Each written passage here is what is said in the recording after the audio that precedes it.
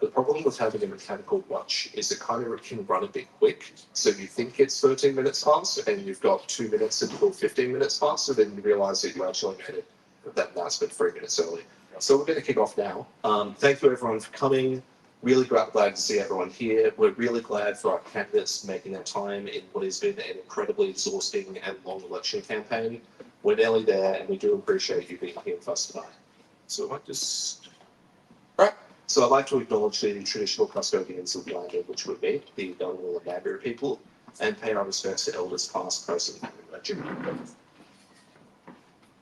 All right, so just to give you a kind of framework about who we are and what we're doing tonight, which I'm going to blast through as quickly as I reasonably can, because we really want to get into asking our candidates questions and letting them say what their future for Canberra is. My name's Howard McLean. I'm the convener of Greater Canberra. I will be moderating tonight, to your misfortune.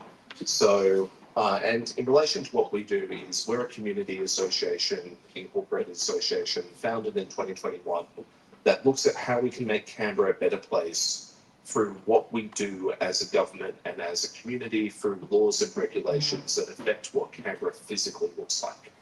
So predominantly that is through the planning system that says what you are allowed to do with land, what structures look like, what uses, how tall, how high, how many windows, do you need sunlight coming into a given room? All of those kind of questions. Where do the factories go? How does this all interact with public transport and our road system?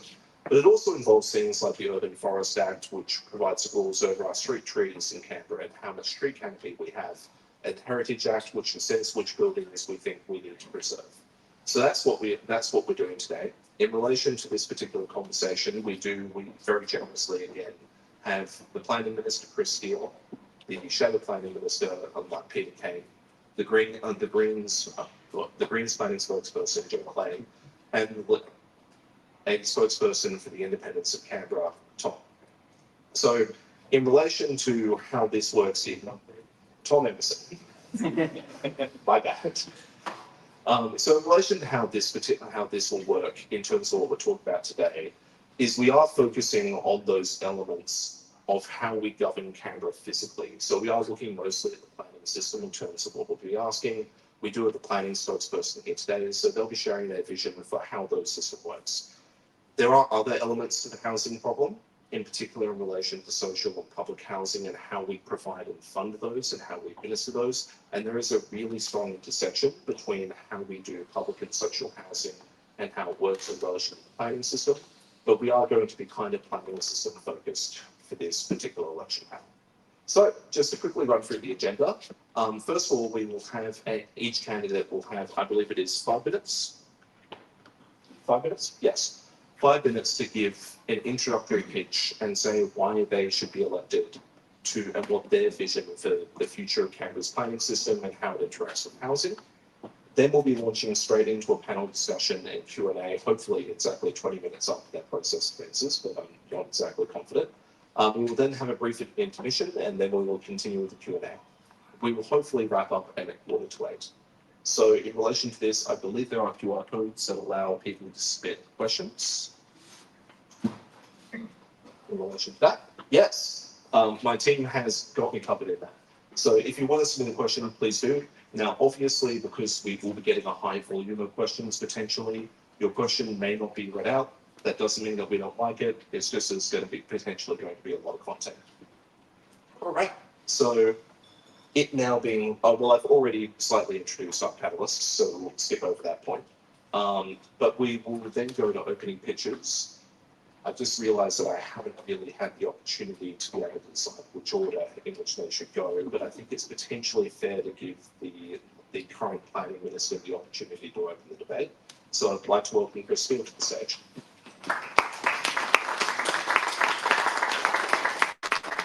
Well, thank you, Howard, and I too would like to start by firstly acknowledging the traditional owners of the land that we meet on today and pay my respects to elders past, present and emerging.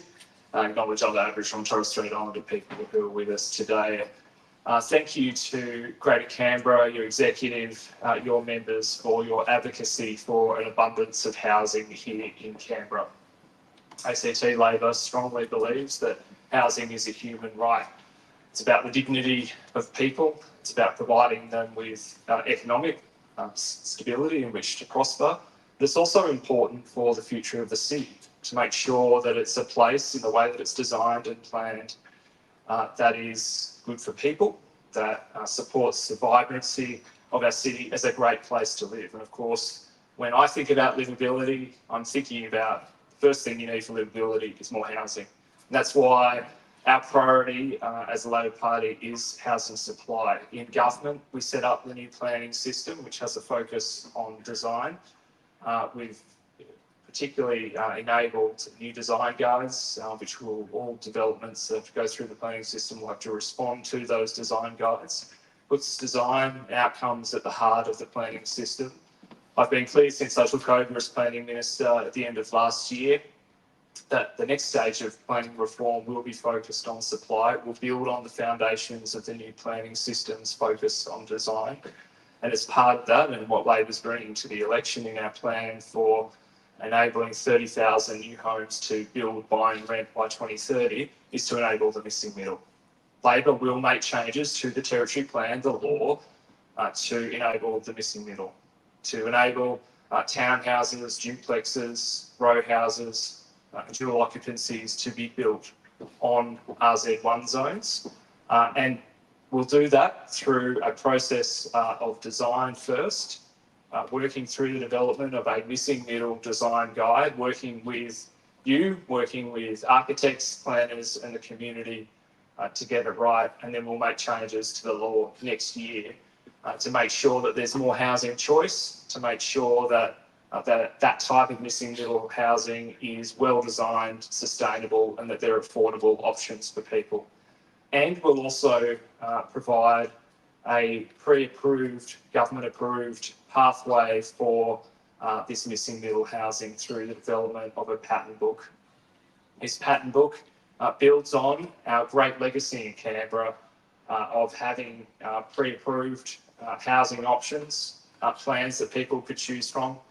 We've seen many of those homes in the inner north that were built decades ago. The Chief Minister lives in one of them. It's a great way of supplying more homes more efficiently, more quickly, potentially modular designs, but also designs that will be, if approved, sustainable and provide affordable options for people. We'll continue the work that we've set out as well through my statement of planning priorities to plan for more housing along transport corridors. As a Transport Minister and Planning Minister, I'll bring transport planning and land use planning together. We'll do that through integrated transport and land use planning in the future light rail route, stage 2, through the development of the Southern Gateway planning and design framework, which will look at the opportunities for more housing along the corridor, but also opportunities to enhance public space, provide better active travel connections, the sorts of things that you've seen in the inner north and city gateway design framework, which is something that I'll continue to be working on in terms of future reforms there. And we'll also provide more opportunities for housing in our shopping centres, close to services, an opportunity to renew our shopping centres by having shop top housing.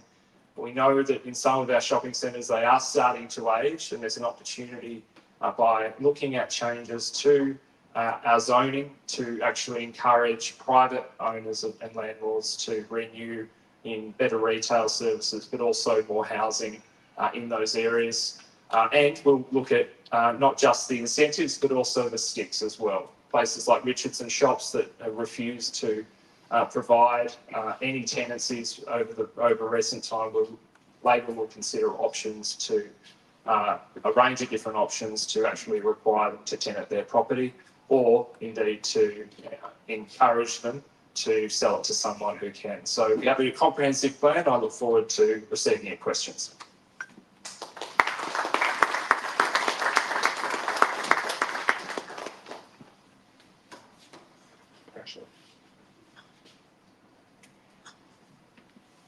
Sorry, just trying to avoid feedback between two white mics. Okay, thank you, Minister. Thank you for that speech. We might now cross to the Shadow Planning Minister, just to hear what the opposition's current alternative vision is.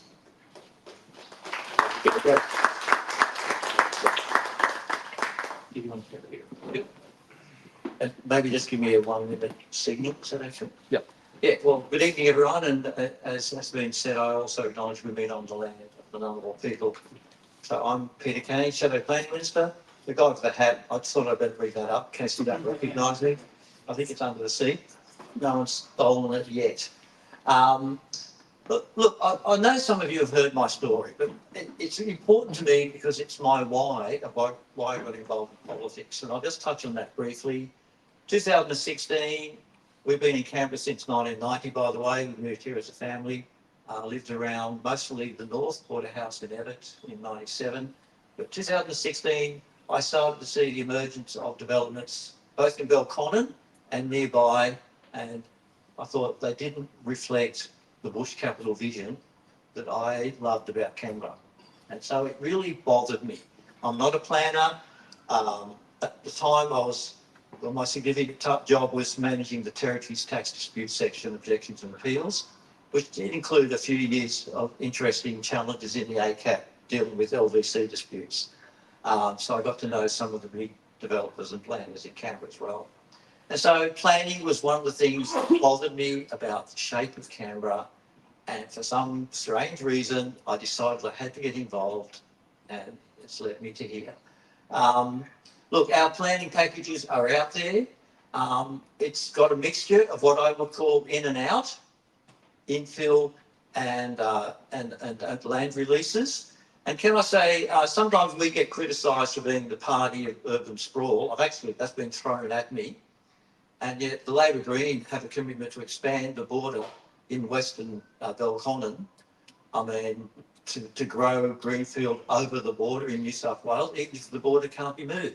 So I kind of find it a bit strange to be accused of being the party of urban sprawl when the government itself wants to expand the border. I think that probably fits in that definition. We've got some infill options, and I know, look, I do want to say how much I've appreciated connecting with Greater Canberra. Howard and some of his team have been in my office on a couple of occasions. I think I've been to some of your forums at King O'Malley's, and I appreciate the message you're bringing. And I'm pretty sure that our planning policies as released at the moment don't really measure up to what you're looking for, but that doesn't mean we're ever going to stop talking about zoning within the footprint. And just on that area, within the footprint, we want to see Symonston developed for residential, medium and high density. We think that'll give about 10,000 homes, by the way, within the footprint. Our RZ1 infill policy is far more ambitious than the government's. We will allow an owner of a larger block, 800 square metres or larger, to separately title or unit title if they wish. The government's version is just a unit title. And we don't put an arbitrary size limit on the size of the second dwelling. Whatever the planning rules are at the time, that will determine the size of the second dwelling. And as far as I know, the government's proposed RZ1 infill agenda has seen about 5 applicants since November last year. So that's not a success story. I'm very hopeful that we can create at least 450. If we get a 1% uptake on our version, we'll get 450, 500 homes in the RZ1 footprint. And one thing I know that how am I going? You have another 1 minute and 15 seconds. Excellent, thank you. So one thing I know that we're really agreeing on, we're not varying the government's proposed plans to allow RZ2 around the shopping centres. That's been a long established infill agenda. And the reality is it just hasn't been taken up. It just hasn't been taken up. I was talking to Howard just before we started. And one of the factors, in fact, for me, the most important one, is the lease variation charge as an upfront tax that has to be borne in mind by someone who wants to develop around a shopping centre to turn their RZ1 parcel into some medium density. So we've committed to a review of the lease variation charge. As I mentioned at the beginning, I have personal experience in managing litigation on that very charge, and I'm talking big millions in the tribunal with some of the biggest developers in Canberra. So some things that I certainly would throw in the mix for reviewing LVC, which I do believe is an infill disincentive. some of the things I'd like to see considered is whether firstly, I think it's a valid tax, and I'm happy to take questions on that later. But I've got so many things I'd like to say. Look forward to your questions.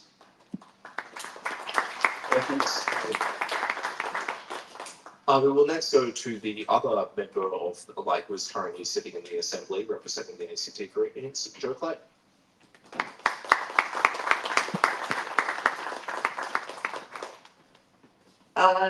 Yuma, I also acknowledge our traditional custodians. I think when we're talking about land use in particular, it's really important to remember that we were not here first and that other people have been managing this area sustainably for time immemorial. Look, the way we shape our city shapes our lives, and if we get the right system in place, we can deliver really, really good quality homes. We can deliver enough homes, and we can deliver those homes in suburbs and communities that are really well connected, that have all of the services that people need, that have schools, that have shops and parks and playgrounds, and that are close to public transport, our bus corridors and our light rail corridors. And we can actually do all this while looking after our environment. We can put all these things together. Now, I'm really pleased to say we think the Greens policy will deliver more homes than any other policy we've seen this election. We have put out our planning policy, which is very much finish building the suburbs we already have, and also commit to the infill that we have been saying we need in this town for a very long time. The week we released our policy, third parties released figures that suggested this kind of zoning reform would deliver 60,000 more homes within Canberra. We know there's around 35,000 homes coming in the Greenfield pipeline, and we have suggested another 5,000 homes out at Thoroughbred Park. So that's about 100,000 homes in Canberra that is built and planned in a way that is really well connected. We want to set city limits in Canberra. This was the very first recommendation from the Commissioner for Sustainability and the Environment quite recently in a State of the Environment report. We think it's time to do that. Most mature cities have done it.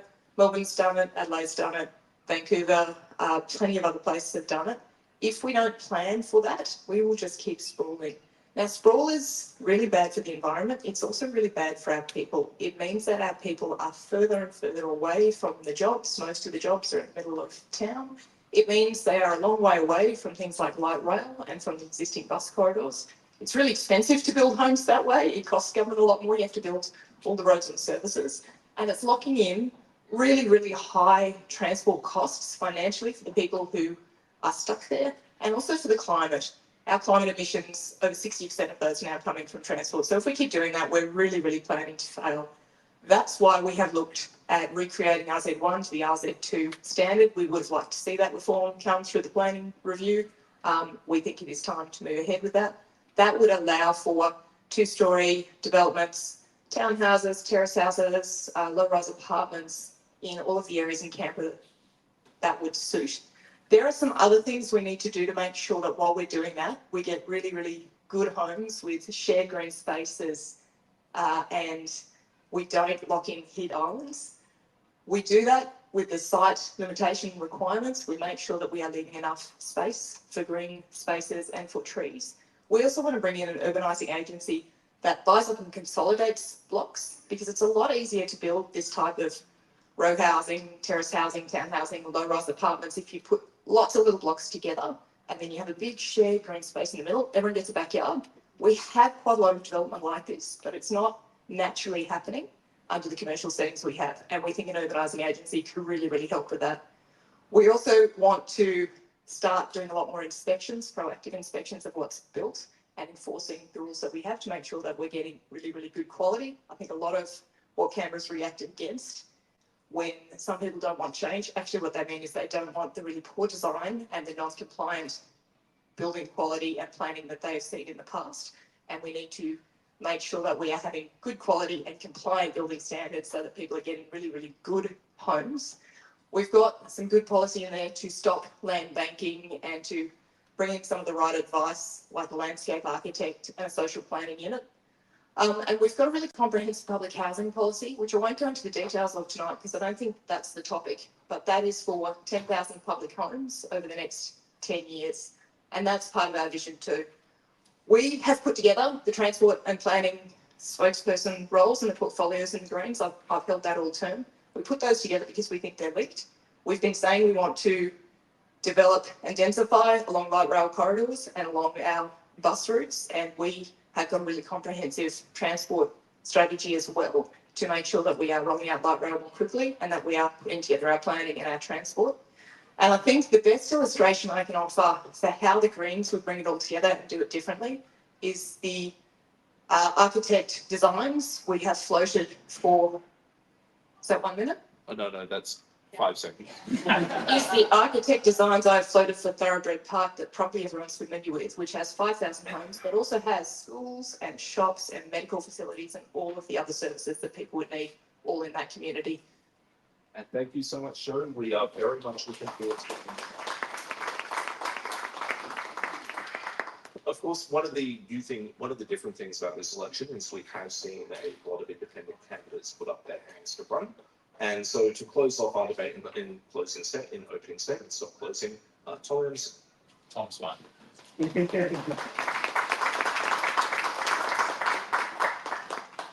you very much. Thanks for having me here tonight. It's great to be able to represent some of the independents running this election. So I'm here speaking on behalf of Independents for Canberra, and I'll try to represent that group to the best of my abilities, and also maybe provide some individual responses where there might be disagreement among us. But in my opening statement, I thought I'd speak to the areas of agreement. So we hear a lot about housing as a right, but it is clear that for many people in Canberra, we're not providing a safe place to sleep for people in our city. Housing is the greatest cost of living pressure for low-income households in the ACT, the second most expensive capital city in the country to buy or rent a house. ACT's lower income households have the highest levels of rental stress of any state or territory, and really concerningly, 2,500 Canberrans accessed homelessness services last year. Among those people were 870 children, people under the age of 18. Half of those were under the age of 9. And among the 870, 180 were unaccompanied by a family member, alone. Kids alone in our city who haven't had a place, that don't have a safe place to sleep. So there's change that's needed. We've got a long public housing wait list. It's been getting longer. It's grown by 80% in the last 6 years. We've had strong commitments to public housing, which is fantastic to hear. But over the last 12 years, our public housing stock's gone backwards. And so that's not been matched by action up to this point. So what we do stand for, what we want to see is a government that treats housing as necessary social infrastructure. This isn't optional. We do the roads, we need to do the houses as well. And that should be embedded into our budget, especially from a social housing perspective. We'd like to see a government that removes barriers to the sustainable, affordable, livable, climate-ready densification that we need to address the housing crisis. And that really works hard to facilitate the implementation of novel housing solutions at scale. We've got an opportunity to do that in the ACT. We're going to have those pesky local councils to deal with, a single level of government. So we'd like to see us moving more quickly when it comes to things like modular housing, co-housing developments, build to rent, tiny homes as well. And this could be through planning designations, design guides, and land disposal policies. So they're areas of interest for us. And on the opposite side of that, we back in 2017, mid-2017, a demonstration housing project was announced. This is an initiative to test innovative forms of housing to address the emerging needs of Canberrans. It commenced in April 2018. One project commenced construction under that innovative demonstration housing project. It was improved in May 2019, but due to the complexity of our system and the rigidity of the process, ground wasn't broken until September 2023, 4.5 years later. So 6 years after the demonstration housing project initiative was first proposed. So I think we're not moving quickly, but we could, and that's the message that we're hearing from people in our community. It's also vital that our energy policies address entrenched disadvantage in our city, and that includes through more measures to support energy efficiency and electrification of our rental stock and also our public housing stock. Some of the commitments we've announced as a group include one that Joe spoke to, which is upzoning RZ1 blocks to RZ2, making possible more duplexes, townhouses and so on. We know Labor's not a fan of this because Martin Greenwood at a forum with me on Monday at the Inner South Canberra Community Council specifically named this as a concerning policy of ours. So Being honest about it. that's what happened, yeah, and we spoke about it. And so we're doing the same here. Mr. Greenwood, not the same person, but similar look. So that's something that we are in favour of. That's something we'd love to see. I don't think the character of our established suburbs would fundamentally shift if they had homes in their backyards. And we know that because our new suburbs are in smaller blocks. So shifting from RZ1 to RZ2 makes a whole lot of sense for that purpose. We'd also like to see the establishment of a social housing funding trigger to guarantee that we're matching our supply and the quality of our public housing stock to the need that we're seeing in our community rather than falling further and further behind. Other commitments we've made are to establishing a strata commissioner to protect the interests of people in apartments and townhouses. The city's densifying, more and more people are in that category, and it's important that their voices are heard. And another one I'll touch on in the last 45 seconds, I hope I'm on time with my timer, is the Future Generations Act. We'd like to legislate a Future Generations Act to make a commitment because we're hearing from so many young people who feel they can't afford their own future. And if we're not providing young people with a safe place to sleep, what are we doing? So this is one of our commitments. We think it would really shift government decision making, not only at the political level, but also within the bureaucracy to provide decision makers with a mandate. We really have to act in the best interests of future generations while satisfying the needs of current generations. So that's a commitment we all share as well, so we can ensure our planning process is bringing people together, providing the level of supply that we need, and also boosting public and active travel infrastructure. I think I've squeezed in everything I've possibly squeezed in 5 minutes. Thank you. Thanks for having me. I really appreciate it. And you, Tom Emerson.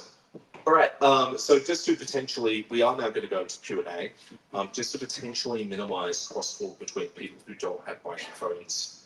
We might not engage members of the audience in direct conversation because down that path lies madness and the collapse of discipline, and we don't want to do that.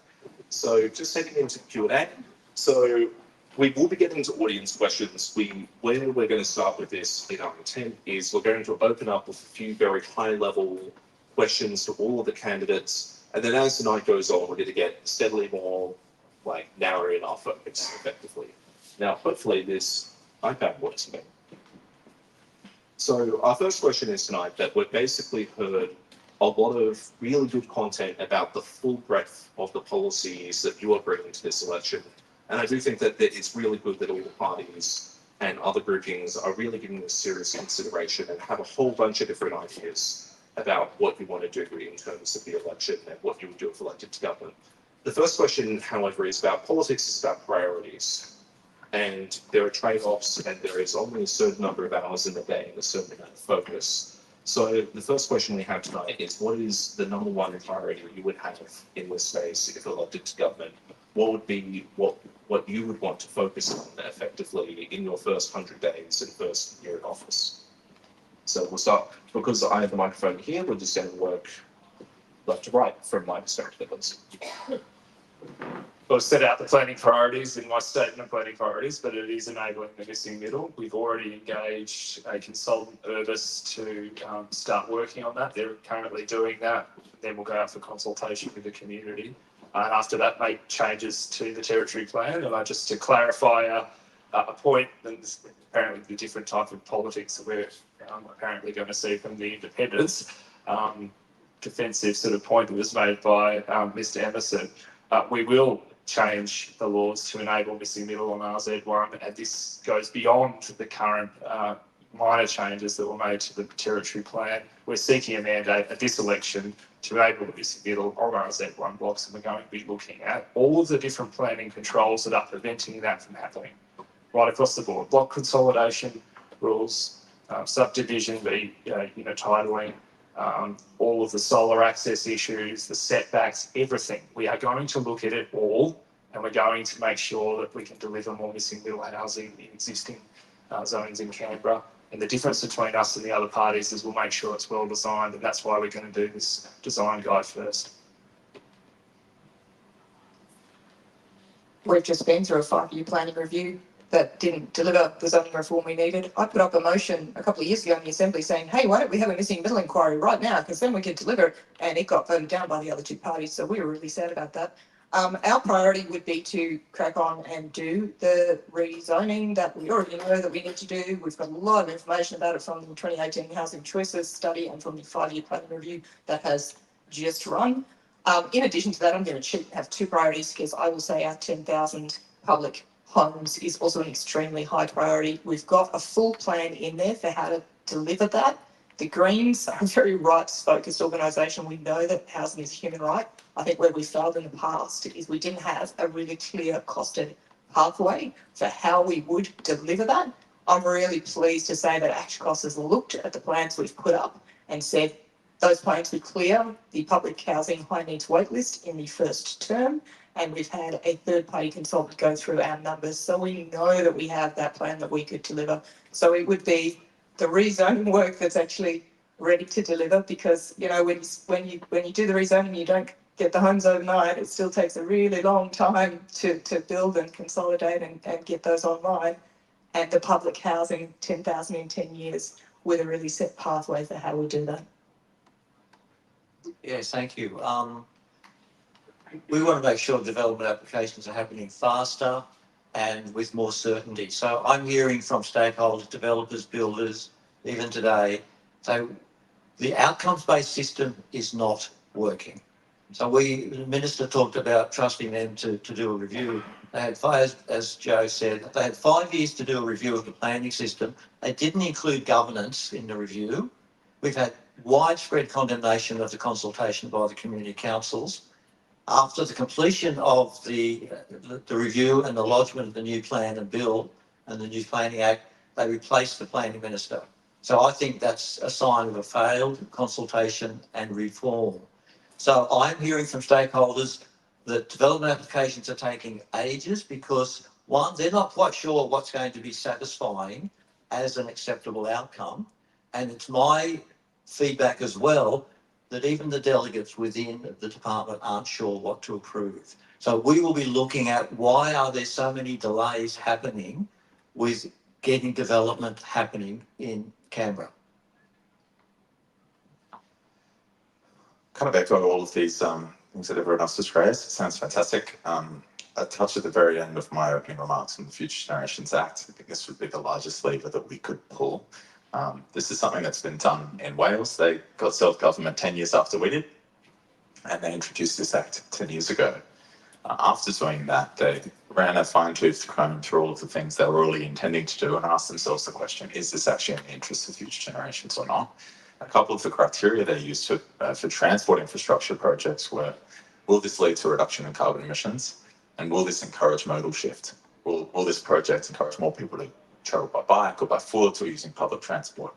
They had 51 projects in the pipeline when they started that, and after the process, they only proceeded with 15 of those projects. Most of them were road duplications. And so that level of ambition and courage and willingness to actually really shift directions is something that we love to see and we'd love to bring into this conversation. Because a lot of the time it does look like tinkering, and what we hear from people is that they don't really know what the plan is. What is the plan for our future? What direction are we trying to head in? And people want to be part of that plan. So importantly, with this piece of legislation, the first step is to really have a conversation as a community about what it is that we want for Canberra. Get on the same page about that. Is it that we make this the most sustainable, livable? Can we use this as a model? You know, can Canberra be a model city for what sustainable, livable densification looks like? I think a lot of Canberrans want that. Nice leafy densification would be nice too. So yeah, look, it's a different angle. It's a different answer to the question. But you know, credit where credit's due. It sounds like everyone else has great priorities that we'd love to see implemented as well.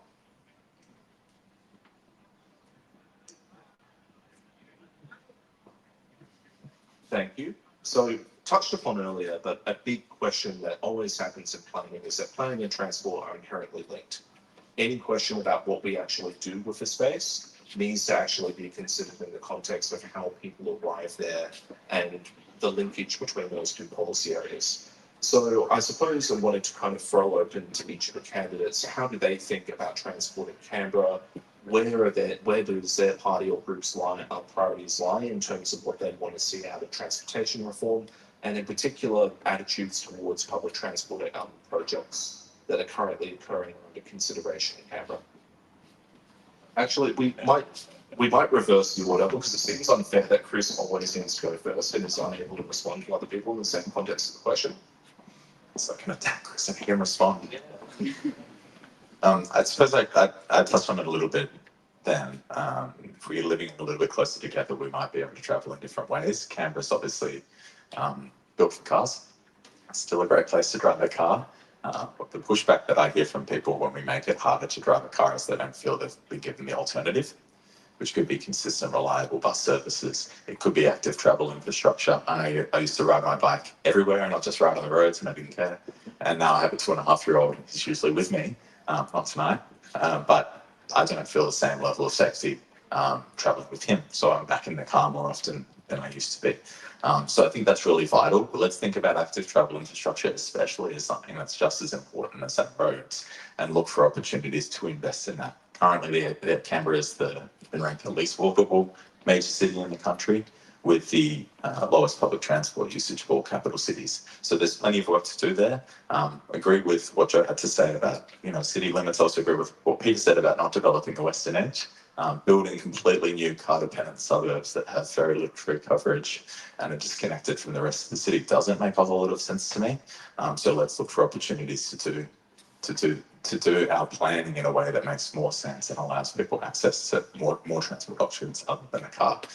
Very quickly, electrification is a fantastic thing. Let's move to EVs, but let's not do it in a way where we're requiring everyone to own one. Let's look for opportunities to move away from car use. Yeah, I guess the elephant in the room, the light rail. We've obviously put our position out there that we won't commit to go to Woden. Obviously, Commonwealth Park route will happen, but we've committed to more frequent, including on weekends, to cut down 2-hour wait times on weekend, electric bus fleet that we want to actually see assembled in Canberra. Now, we're not going to build it from raw materials, but we're going to get as less dependent on supply chain issues as we possibly can to speed up the delivery of electric buses to Canberra. As I've said, I know it's been said in the Assembly, I think there's signs. I saw one today on an electric bus, one of 106 electric buses. My last count was that there were 12. So it's really quite misleading of the government to kind of have those signs travelling around our city that is really giving a false impression.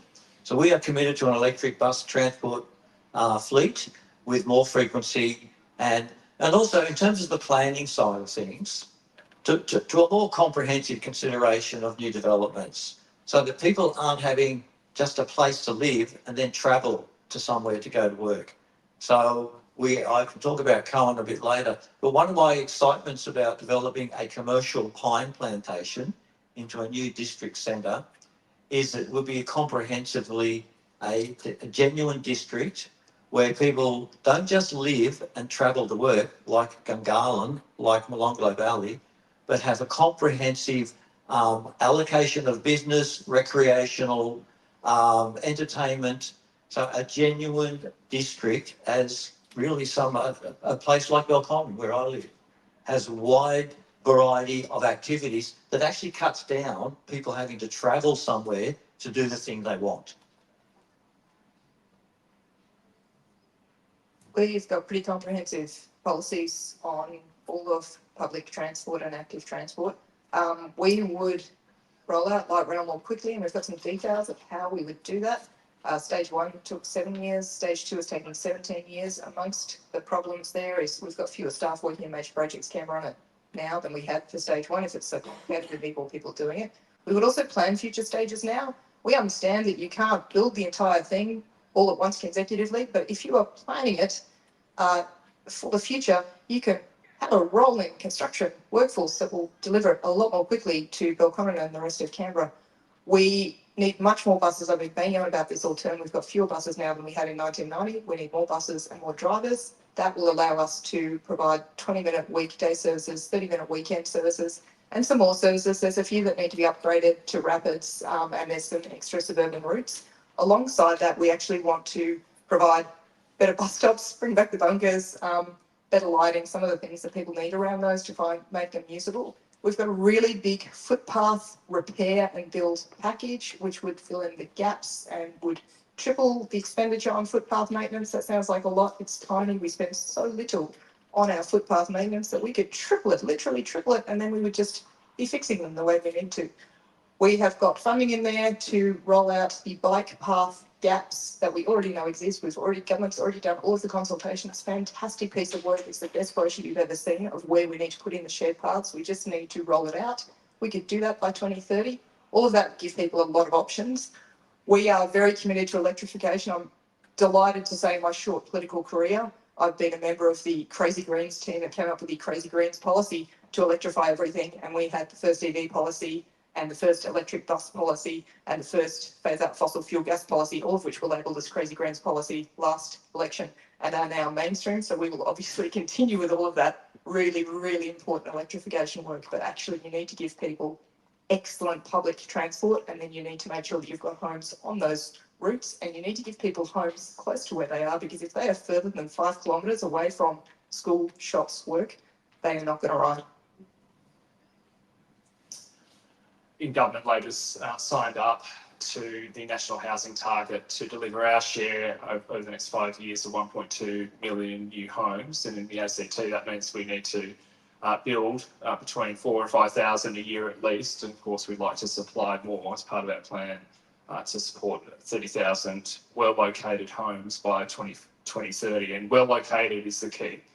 Providing access to transport for homes and for people living in them, and close to services at shopping centres. And those shopping centres tend to be serviced quite well by public transport already under our transport network. And of course, Labor has brought together an integrated transport plan, which we brought to this election to provide more frequent bus services, more often deliver new rapid services, increase the frequency of existing local routes, encourage people onto public transport with fare-free Fridays in addition to the current fare-free period that we're in, and deliver stage 2 of light rail down to Woden. Now, when we invested in light rail stage 1, Labor brought light rail to Canberra. We did so on the basis that it brought a significant transport benefit to Canberra, but it also brought a significant land use benefit as well. And we've seen that transformation happen on the Northbourne corridor. Over 6,000 homes have been built, and there's more to come. And there's more zoning reform to come based on the still yet to be implemented parts of the City and Gateway design framework. So I'm looking forward to implementing that. And I think the point of the question has been lost on the other candidates, quite frankly, which is that you need to bring together transport planning with land use planning at all stages of the process. And we will do that as a Labor Party at the moment under one minister. I hope that to be the case after the election as well, so that we can get on with that necessary work. Now, what I haven't heard from particularly Tom Emerson tonight is, do the independents for Cam, does he or his party colleagues support light rail stage 2? This is a fundamental project for the future of our city. It will support more transit-oriented development. We're going to look at that through the Southern Gateway planning design framework to provide those opportunities so that we've got more well-located homes close to public transport for people to use, and so that you get that feeding of more people living next to public transport, using the transport system, therefore taking cars off the road so that those that do need to use the roads don't have to compete with the growth of the number of cars, because our city is growing. It's going to double in size over the coming decades, and we've got to invest in this future focused project for the city. And we might need to make sure that our streets are well designed. And I wanted to particularly comment on one piece of work which I think is going to be probably my most important legacy amongst other things, is the development of the best practice intersection of streets design guide, which is now being implemented for all future streets being built. This is really important to make sure that we've got a walkable city. The reason that we're not a walkable city, according to the State of the Environment Report 2021, the federal one, is that we are incredibly spread out. For that reason alone, regardless of what people think of the cycle networks, and we've got a pretty good foundation for it, there's work to do. We've got a plan for that as well. Because we're spread out, we've got a very low population spread out, and going out to Cowan is only going to make it more spread out and disconnected. We've got an opportunity here to have more sensible, well-designed infill development through missing middle housing, through more housing on transport corridors and at shopping centres that will support well-located homes serviced by transport and close to services that will create a vibrant city, and that's Labor's plan. Can I respond? Yes, just into that. I do think it is fair that we allow Tom to have a reply to that. And it's also a very important question because the other three candidates here have come from parties that have very clear statements on where they stand on light rail stage 2B. It is the largest single infrastructure project I think that Canberra has ever done in its history, certainly its government. And voters do, like, it is a topic that people are interested in. So any further clarity that you can provide on your personal or IFC's total position would be appreciated. Thank you. I'm getting all the call-outs. That's nice. Thanks. Lots of curiosity there. Bring it. So this is one of the issues to where we don't have a shared view across all the candidates. The way that we develop our policies is, if we have all of us are in the group, we come together in a room and say, okay, what do you agree on? Where do we agree? That goes in the shared platform. If there's areas where we disagree, I say, no worries, that's my position is this, your position is that, and we pursue them separately as independents. So it's almost as if it's the Teal Independents were actually an organisation, not just a label. We're operating in a similar way. What the candidates in Brindabella in Tuggeranong are hearing is that people don't believe that they will be serviced by light rail and they're worried about the costs. So those candidates are not supportive of extending it. What I hear from people in Currajong is people are quite happy about what we've seen from light rail. The concerns I hear are raised around the transparency of the process. So the position I've come to is support the continuation of the planning and design process that's already underway. A lot of money's been committed to that. I think $100 million in 50 federal and 50 from the territory, which is quite a lot to plan something. But I'd like us to continue that planning process, reach a decision point regarding construction. We've read in the media today that might not be during the next term of government anyhow. But at that decision point, I would like to be asking the questions of what's the procurement process, for instance? Are we getting the best value for money? So with stage 2A, my understanding is it's a contract extension on stage 1, which is a long time before stage 2A. If you want to renovate your home, you do the bathroom 1 year and you do the kitchen 5 years later, you go back to market for the kitchen, you don't just get the same contractor in and say, well, this is a contract extension from that old one 5 years ago. So the questions that we hear are around cost. Can we make sure we're getting value for money? Timeline. I'd like to know the routes before being demanded to commit to it. And so this is what's been missing, I think, from the public debate is a nuanced conversation. I like to have all the information before me, go to the community, the people that I'm hoping to represent and ask what people want to see happen and then proceed on the basis of that. I also think integration with the rest of the transport network's really vital for that sense of equity across the ACT. And because people, certainly in the further out electorates don't feel that's what we have, I think that's part of the opposition to extending the light rail. People don't feel they're benefiting from it. So yeah, not ideological, not dogmatic, not a blank check, but also not scrapping up the plans on day one. Noting everything you said, which I think is really valid, talking about how a lot of features about the light rail stage 2B are still unclear. Could you provide any guidance as to what you believe your tipping point would be in terms of opposing it? Like, if the concern is cost to benefit ratio or the price tag, how much would be too much for you? That's a hard question to answer with the information I have currently. But some of the, so we talk about blank check issues. For me, the social housing issue is a blank check issue. Providing a safe place to sleep for people who need it. We've failed to do that, continue to fail to do that. And so I'd like to be in a position to be able to say, look, okay, very happy to extend this, but what's the plan for social housing along the corridor? So I think I've touched on some of the things that I take into consideration. What are the competing priorities? Do we feel that we're investing sufficiently to actually get the outcomes that the community deserves in areas like health, education, and also other parts of the transport network? I can't give you an answer on cost, but what I haven't seen so much in the public conversation is actually the conversation about the use of the corridor. So we're talking about it tonight, which is fantastic. But what I usually see is a debate between light rail and rapid buses as if they're the same project, but they're not. One is a transport project, one is more of a densification project. And so let's come together as a community and say, do we want to densify this corridor?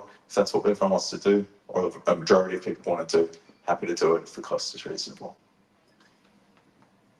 We might now go to an intermission because I did promise people that we would have an intermission at this point. Are people finding it doing 5 minutes rather than 10? Yep, sweet. All right. We'll see you back there here at, call it 7:07.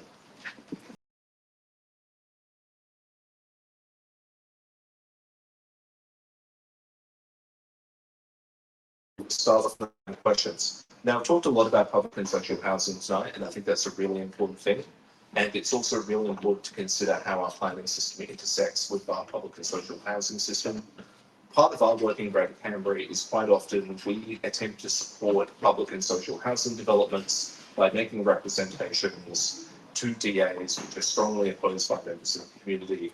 And for instance, in my part of Canberra in Griffith, we have seen consistent efforts to attempt to block public and social housing using the ACT Administrative Tribunal by taking effectively every proposed development for public housing in that suburb to review. This costs ACT public housing a lot of money. It's a serious barrier to public and social housing development.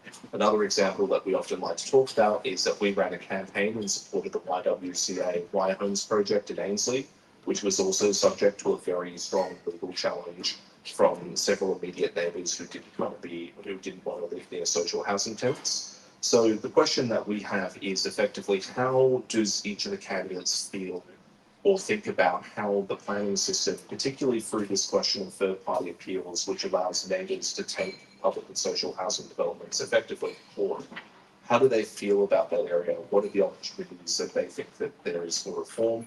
Is the system working as intended, and how could we do it better? So we might work our way from the outside in this time. So we'll go to Joe first, and then to Peter, and then to and then to Chris, and then to Tom. This is all very democratic and fair. Good on you, Howard. The biggest barriers to getting more social and public housing are that government is not building enough public housing. So I think our simpler response is to build and buy 10,000 public homes, and that would give us much more public housing. There's a few elements to that, in addition to actually investing in it and doing it and having the plan and the manufacturing capacity to be able to roll it out, and having the infrastructure and government to be able to manage this. Housing ACT pays commercial rates for land.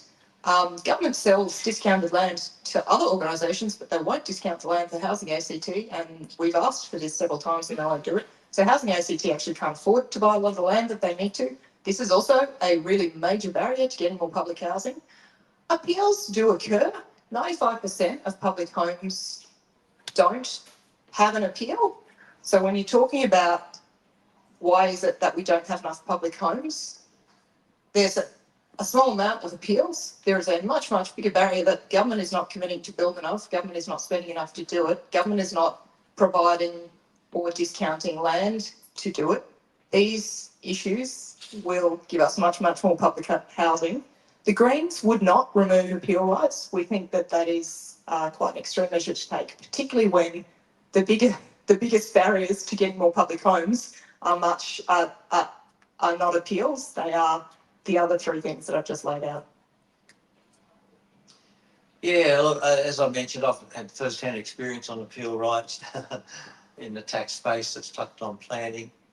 Look, it's something we look at once we're in government, frankly. We have to say, what are the impediments to developments happening? I mean, I think the YWC, the blockage of the YWC development in Ainslie, I mean, I thought the minister took too long to use his calling powers just to approve that. I mean, things that have got an obvious social benefit that really don't insult, I guess, the environment in which it's being built should deserve some sort of priority. And if that's denied, then third-party appeal rights, so be it. So it's an area that we would look at. We haven't actually come out with a position or a statement on these things. It's interesting to hear Joe say that they would actually keep the third-party appeal rights going. I heard that correctly. So we would have a look at that to see, is that appropriate in every type of development, particularly something that's got a considerable social benefit. So it would be review and modify where needed, particularly on developments with significant social benefit.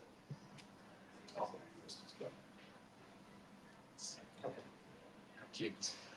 During the planning system review and the subsequent negotiations in relation to the Act, obviously wasn't supported by the Canberra Liberals, but we had to negotiate with the Greens in relation to a number of things. One of those is territory priority projects, which is the new pathway to get a streamlined planning approval without some of those mechanisms. This is something that we'll have more to say about before the election as part of our policy on affordable social and public housing.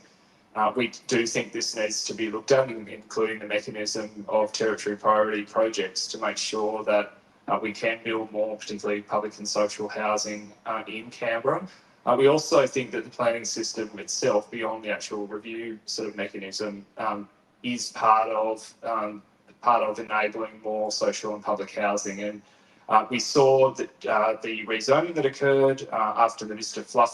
Fluffy blocks that were demolished, they were zoned into RZ2, and that has actually been used by public housing, by Housing ACT to build a lot more homes. So we think that sort of planning reform will allow us to actually go and build more social and public housing in the future.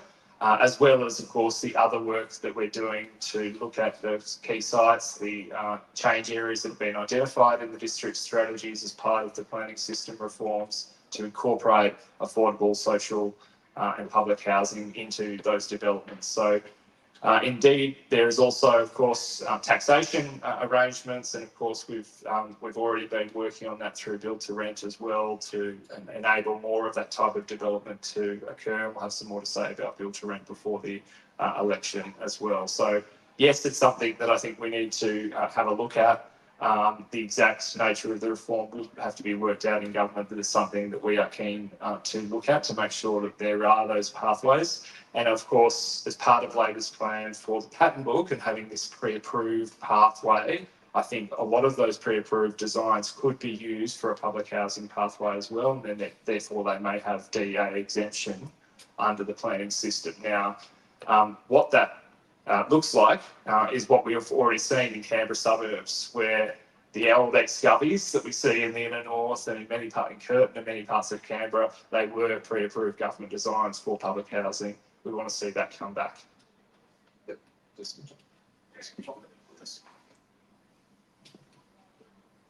Thank you. And yeah, look, I can't represent a view on from the group on removing those rights. What I would say is I think it's a good thing that Greater Canberra makes submissions to DA processes. I think this is a bit of a problem we have. It's almost like restaurant reviews where it's either 5-star or 1-star. I walk past a development application, potential development that's on my street in Dixon, and I'm happy with it, but I've not made a submission. So, I don't know what the solution is there. That's something we should talk about. I'm glad that, there are people involved in helping fill that gap. I agree with what a lot of Joe had to say regarding our need to innovate in terms of how we approach public housing, we're requiring housing ACTs to spend a lot of money to the ACT government. The frustrations that I hear from Greens voters is that this has not happened, that the changes haven't happened. And so that's something that we're committing to, is not making a commitment that potentially gets watered down in the week after the election through that governing agreement. And then we end up with a couple of hundred public housing dwellings, and actually over time our proportion of public housing goes down relative to total stock, which is what we have seen.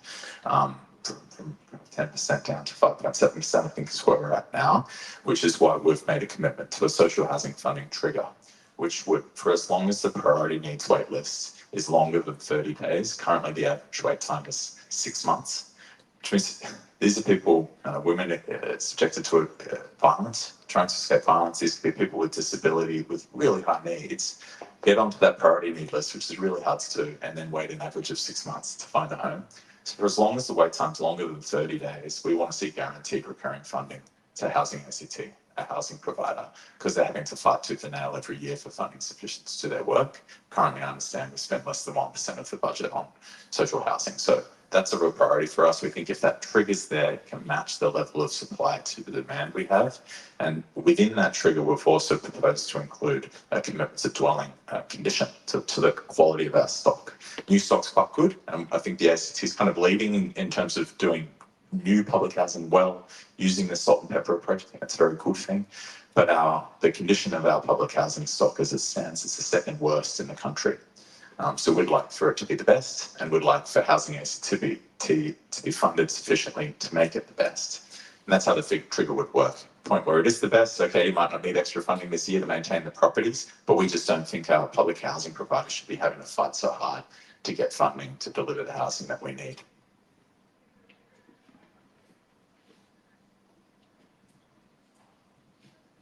All right, we might just turn to the elephant in the room, which is, of course, the future role of greenfield development within the future of Canberra.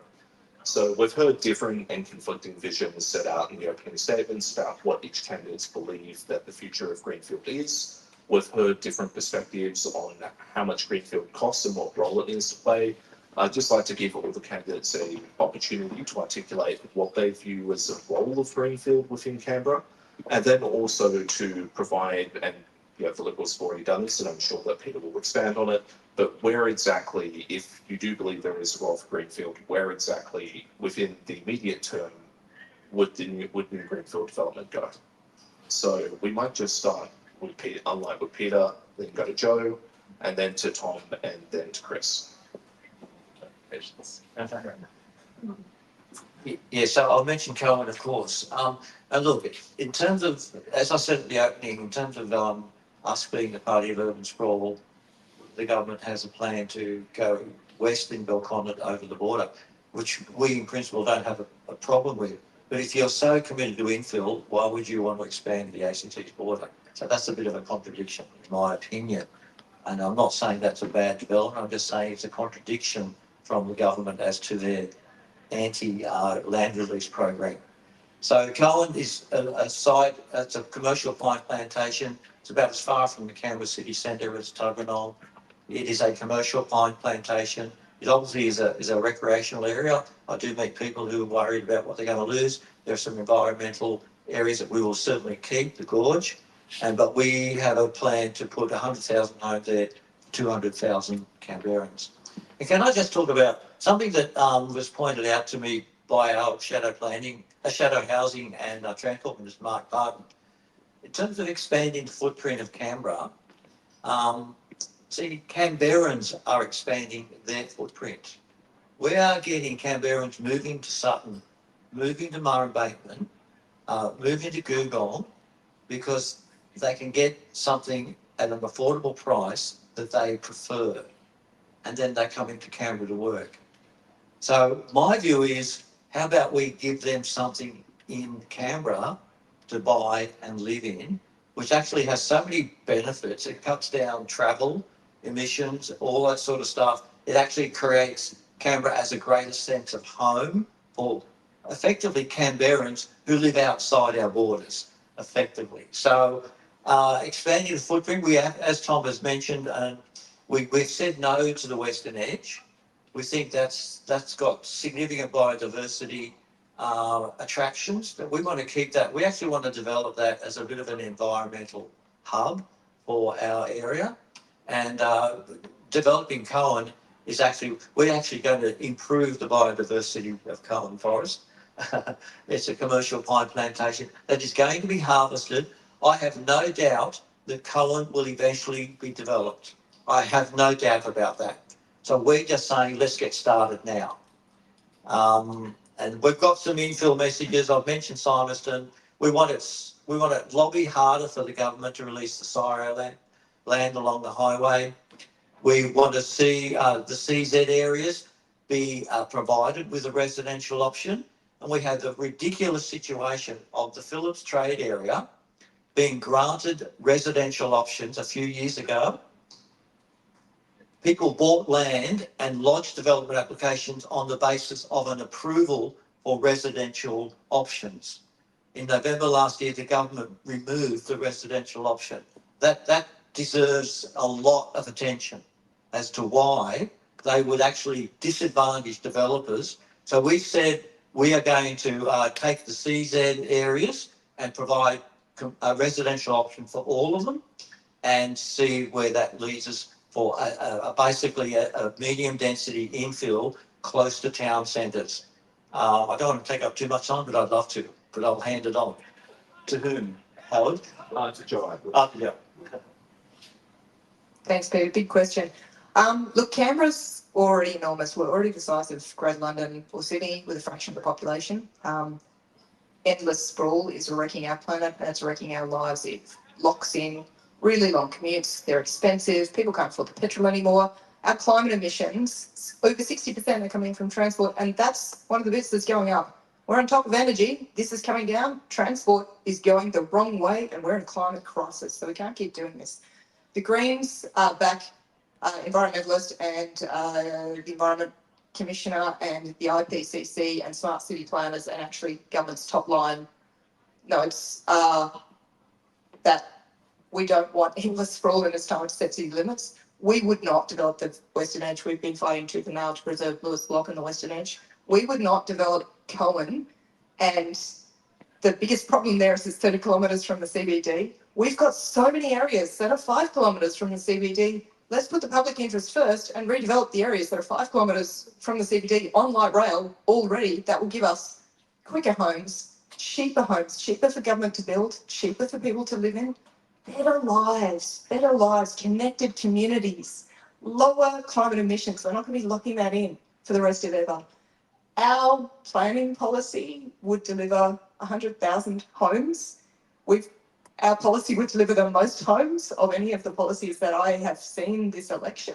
So we have absolutely no concerns about finding enough homes. That is actually really easy for us to do if we just follow through with all of the things the progressives have been saying for a long time, and actually get our planning settings to back that up. And that is the way to create really good lives in a way that is sustainable. In terms of the over-the-border development, for me, I'm a climate person. I used to run a climate change project and a recycling company, so I'm pretty familiar with climate language. For me, it's a little bit like the debate Australia sometimes has of, oh, should we keep our own coal or should we export our coal? No, actually, it's time to stop opening new coal mines because we can have renewables now. If we actually make sure that we are providing enough really great housing choices, really great homes that are close to schools, on light rail, easy for people to get around to and walk around, they're going to buy those homes. We're not going to have endless sprawl either within or outside of our border because we have given people really great options and they don't have those options right now. So you opposed to Ginninderra? No, we would finish what we've started, which includes that. It's in our policy. We would finish the suburbs we've started. We would set city limits. We haven't drawn a line on the map, but that line needs to. The border. Let's keep the crosswalk to a minimum. It's my turn. Yeah, echo a lot of what you used to say as well, Joe. Personally, I think it makes sense to become more compact. As Chris touched on earlier, the reason we're the least walkable major city in the country is we're so spread out. So I don't understand why we're spreading out more. These are things that we would like for a Future Generations Commissioner to be looking at. I don't think a Future Generations Commissioner here committing to a vision that we would share for Canberra would have permitted the use of calling powers to waive an environmental assessment process in the Murrumbidgee Valley. I understand that cannot be done anymore with the planning changes, that those powers still exist. Yeah. No calling powers. I'm actually just asking it. I'm not. So Chris can correct me if I get anything wrong, but under the previous planning system, it used to be that the minister had the ability for an existing DA to call it in and make a decision in place of the planning authority, and that was effectively the political trigger which could be pulled to approve a development if there were questions about whether it should be approved or not within the conventional system. That's been replaced by the territory priority projects, where the government can declare at the outset of a development that it's a territory priority project, and therefore it's exempted from third party. Like really, mostly it's about third party review in ACAT. So. No, I think Tom's. Sorry. No, I think that's good. Yeah. I think Tom's talking about the minister's ability to waive an EIS but still have an environmental assessment. I think that's what you're referring to. That still exists. Yeah. So yeah, I think. Look, let's look at the opportunities. I mean, for instance, Kenny, I think I don't know, we're going to look back and be happy about having separated those really vital corridors for native species. I don't know. Are we going to regret having done that? Let's have a look at that. Let's also look at where the opportunities are to innovate. So, for instance, in Phoenix, in Arizona, they've developed Cain and built a suburb that's got no cars. So they just sit laneways, no cars in the suburb. It's on a light rail stop, which is pretty cool. They use shared transport a lot, but actually built it specifically not to not to rely on cars. And that's, why don't we try that in the ACT? I think something like that could really work here. If you're buying into a place knowing I'm not going to own a car here, where currently every dwelling requires a certain number of car parks. So these are the sorts of things that I'd really love to be on the crossbench, applying pressure and pushing for. It's not, we're not intending to form government unless we're about to get a big shock in 2.5 weeks. So we don't have these kind of full, 100-page policy documents, but what we would be doing is asking questions on behalf of people in our community. And like I said, applying positive pressure to move more quickly on the opportunities in front of us. Through the planning system review and the consultation and development of the district strategies, we've set out the key sites and change areas of 5, 10, 15 years that we should be looking at for more housing. That's largely within the existing urban footprint of Canberra, consistent with our planning strategy of 70% infill. But also we support greenfields development in particular locations as well.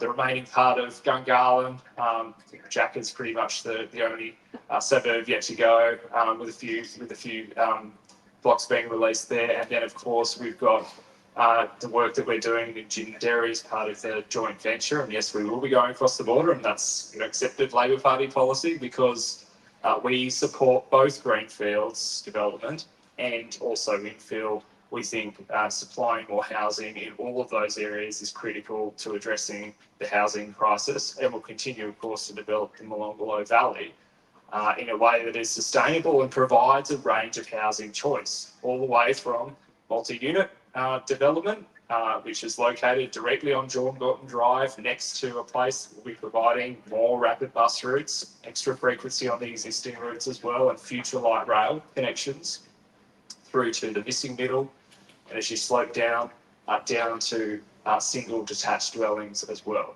So we'll continue to develop that consistent with the housing strategy. We'll continue the investigations as well on the western edge, which is actually about looking at the environmental values of the area with a view to potentially making those areas like Lewis Block, which we're committed to make a nature reserve.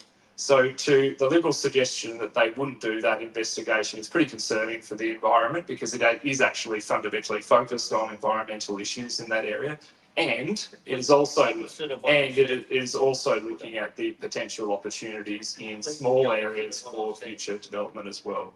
We've been clear some years ago that we wouldn't develop Cowan, and that was about making, firstly, because it's financially very difficult. The utilities cost, the massive investment in transport that would be required to develop that area, and the topography of that area is very challenging.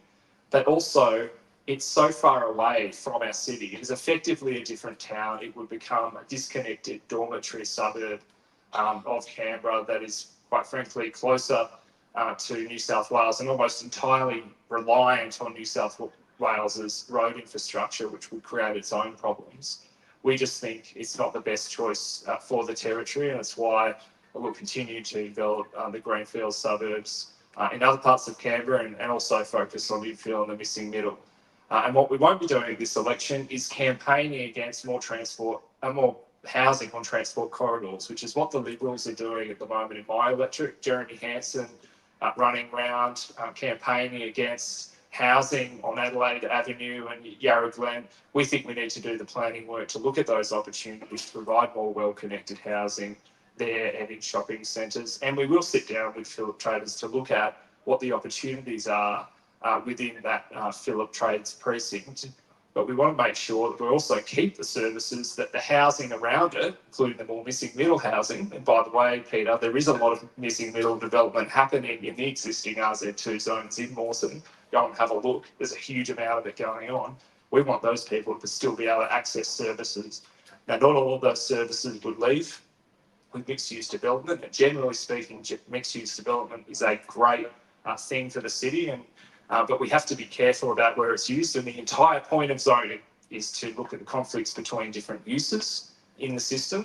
And we need to work through that in a way that keeps some of the key services, particularly in the automotive industry and the trades area, so that as we do densify around it, we still retain some of those services, but also renew that area because it is in need of renewal. It's just about where, and I think a nuanced approach is required, and we'll work with the Phillip traders on that issue. Why remove the residential option you gave them? We've been really good to so far tonight in terms of candidates only speaking when they have the microphone. It's a really good pattern that I'd love to see continue for just a little bit longer. And would you believe we actually have an audience question on this particular topic of mixed use? Because we've talked a lot tonight, and this is from Patrick. We've talked a lot tonight about missing middle, which is great, particularly from my perspective. It's really important to talk about what we're doing with terraces and townhouses and those kind of low to medium density developments. But there's another element of planning, which is how we talk about areas like the Phillips Trade area, Braddon, mixed-use developments that have both housing and commercial and retail and other uses as well. So I just wanted to give the opportunity for candidates to talk more fully about how they think about the role of mixed-use developments, how they think about this higher density typology, like the kind of typology that you find in Braddon in particular, what role it has in the city, and what policy measures that they would take. And we might just reverse the order from that we went last time. So we'll go Chris, Tom, Joe, and then Peter. Sure you got that right, Howard? I'm no guarantees. It's been a long night. Well, Labor supports more mixed-use development in Canberra. It's part of our plan for 30,000 new homes by 2030 to have particularly more shop-top housing. And in the shopping centres, as I mentioned before, particularly our group centres where they are ageing, there's an opportunity through mixed-use development to actually incentivise the renewal of those commercial precincts by having more housing on top. And we are currently, what's one of the first things I did as planning minister, I asked EBCD to start doing a review of the planning controls around our group centres to look at the opportunities to provide more mixed-use development. And that might mean some incentives like potentially going up slightly higher in certain parts of the group centres. But also there's a lot of underutilised land around some of these shopping centres. Now in the town centres, we've seen the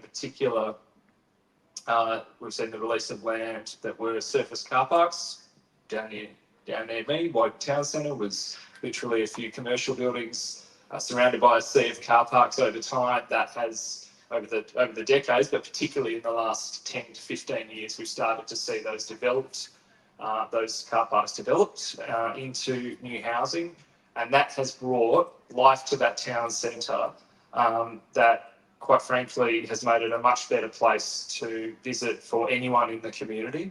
It's supported the local businesses there. We're starting to see pubs, restaurants emerge in that area, which are then used by the office workers, the people living in the surrounding suburbs, as well as the new residents there.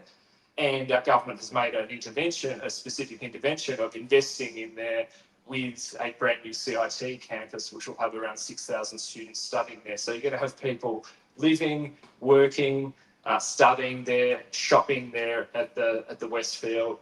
That mix is going to bring a vitality to that centre that is going to make it a much better place for everyone in our community. And of course, we're investing in the community facilities as well and the public transport options. And we will continue to do that at the other town centres as well. So it has real potential.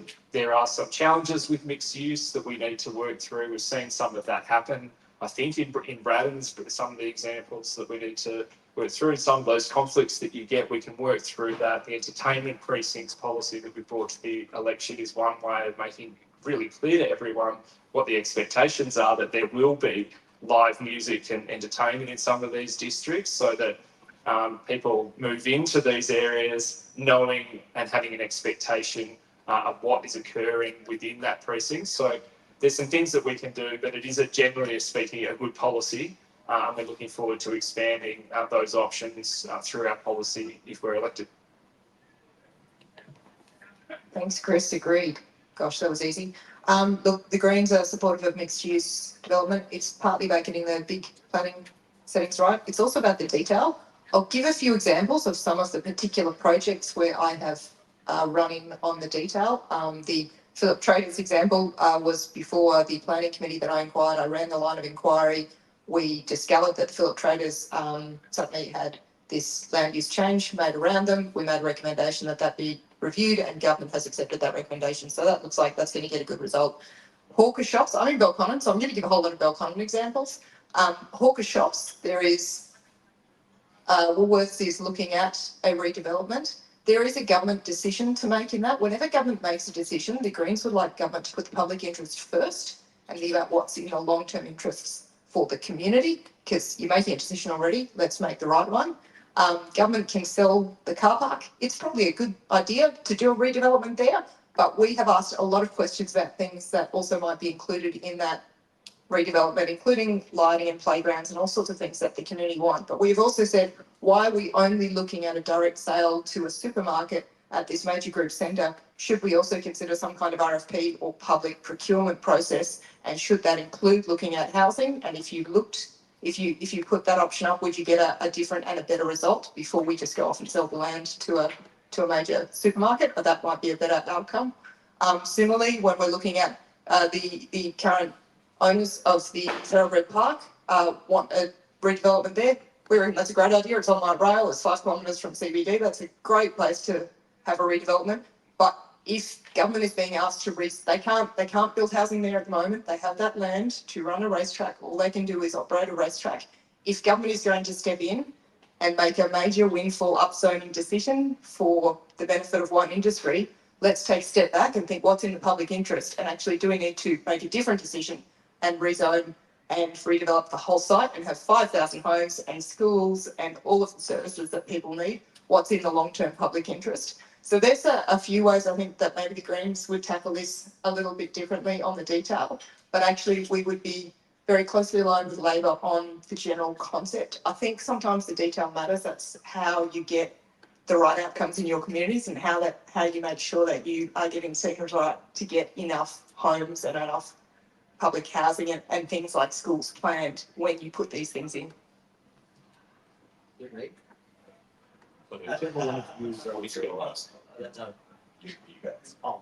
Okay, look, I do want to correct something that the Minister has misstated. Our policy on the Western Edge is to protect the ecologically significant Western Edge from future development by ceasing all investigative studies of the area. That is clearly an indication of our purpose.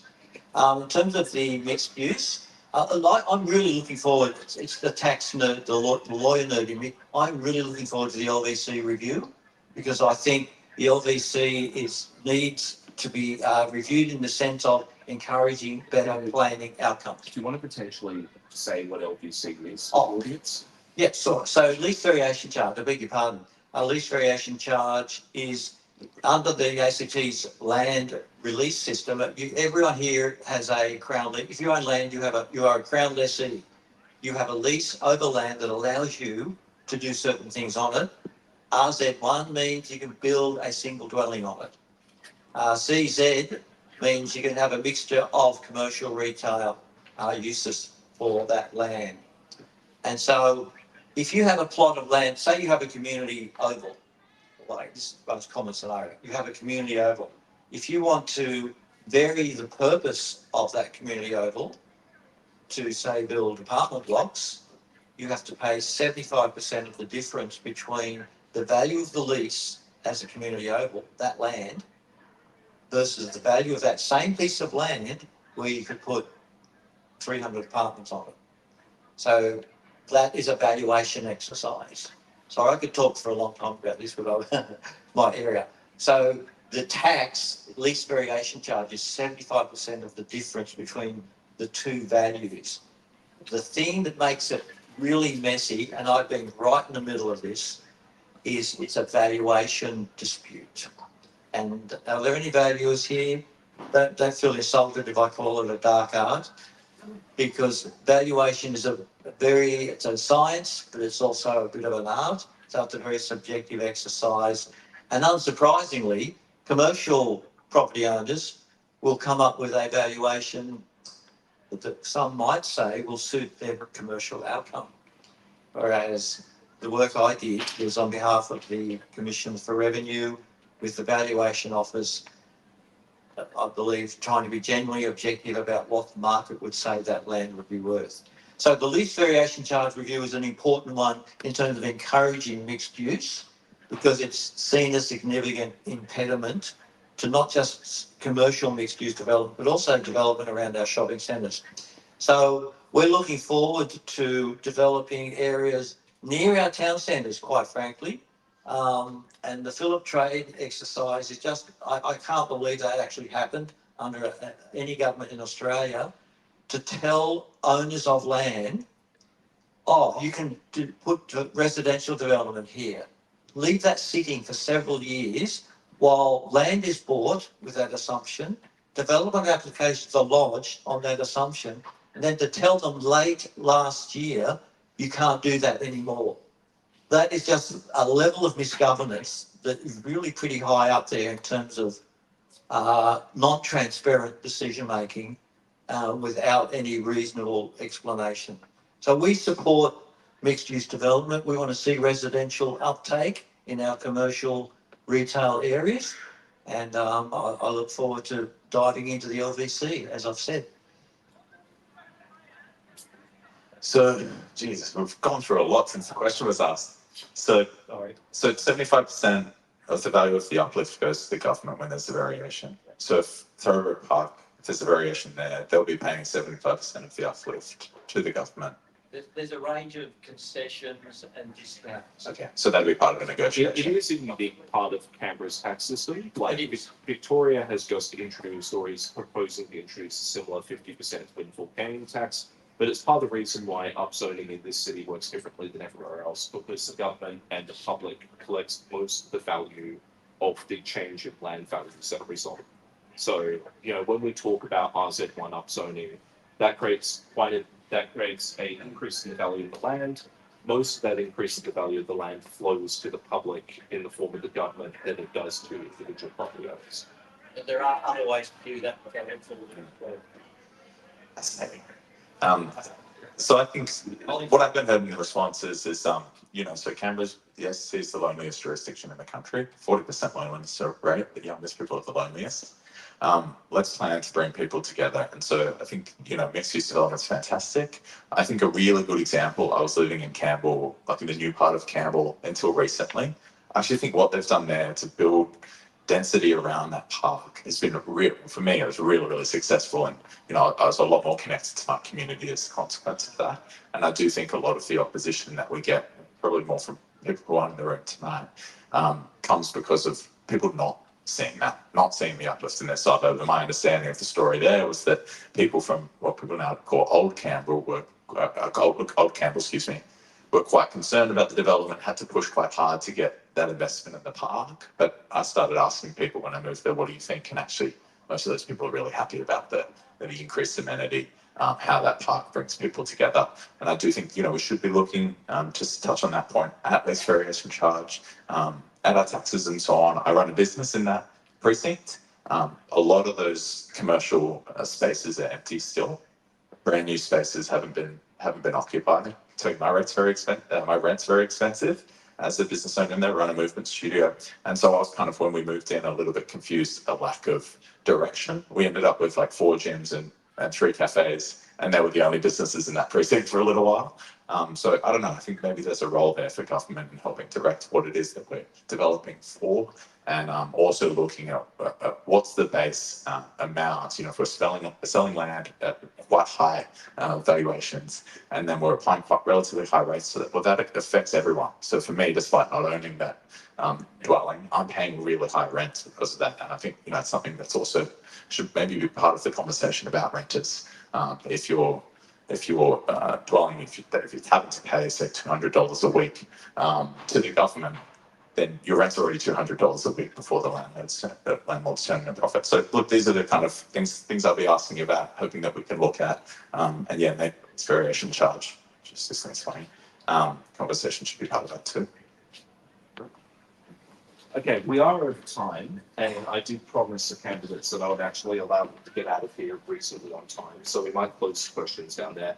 As you can tell, this is a hugely complex area. There are so many different things you can ask about. We had so many more questions, but we didn't get through them as fast as we might have hoped, but it was a really great discussion. Could you please join me in thanking our candidates? This is a really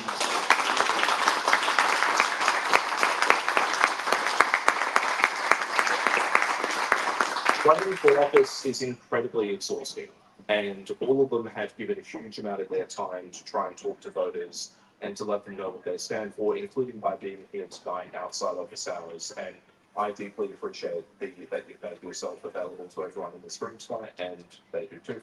So yeah, thank you everyone. So yes, thank you. If you do want to get involved in Greater Canberra, we are an incorporated association. There are a bunch of different join like QR codes. We do have discussions on elements of planning policy and other aspects of land use regulation in Canberra. So if you do want to get involved, please talk to please sign up. Also, if you want to talk about it further, just approach anyone in the room with the shirts. That's usually a good way to find us. And yeah, thank you for coming out tonight.